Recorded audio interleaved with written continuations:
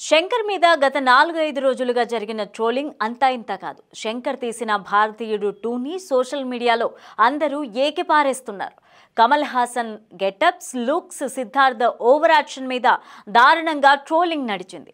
భారతీయుడు సినిమా ఎంత గొప్పగా ఉంటుందో భారతీయుడు 2 అంత చెత్తగా ఉంటుందనే కామెంట్లు కూడా వచ్చాయి.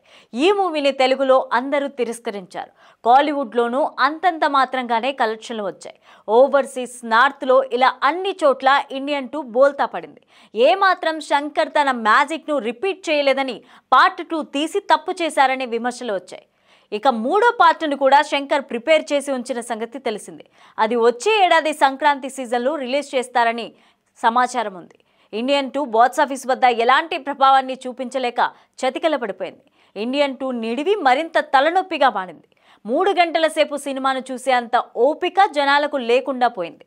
నీరసంగా, బోరింగ్గా, ఊహకందేలాగా ఏమాత్రం ఎమోషనల్ కనెక్టివిటీ లేకపోవడంతో 3 గంటల సేపు భరించలేకపోయారనే కంప్లైంట్ వచ్చింది.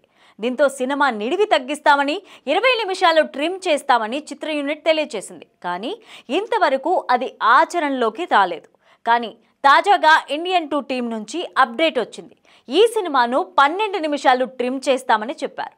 నేటి నుంచి కొత్త వర్షన్ థియేటర్లో వస్తుందని చెప్పుకొచ్చింది సినిమా టీం. అయితే కనీసం ప్రేక్షకులకు 12 నిమిషాలు బతికిపోయారనే అనుకోవచ్చు. 3 గంటల పాటు థియేటర్లలో ఈ సినిమాను భరించడం అంటే అది సాహసమనే చెప్పుకోవాలి. అయితే ఇందులో క్యాలెండర్ సాంగ్ లేపేశాడా, సేనాపతి చేసే మర్డర్ సీన్లను లేపేశారా అని జనాలు అనుకుంటున్నారు. మొత్తానికి శంకర్, కమల్ హాసన్, సిద్ధార్థ్, బాబీ సింహ, సముద్రకని, ఎస్జే సూర్య ఏ ఒక్కరూ కూడా సినిమాను కాపాడుకోలేకపోయారు.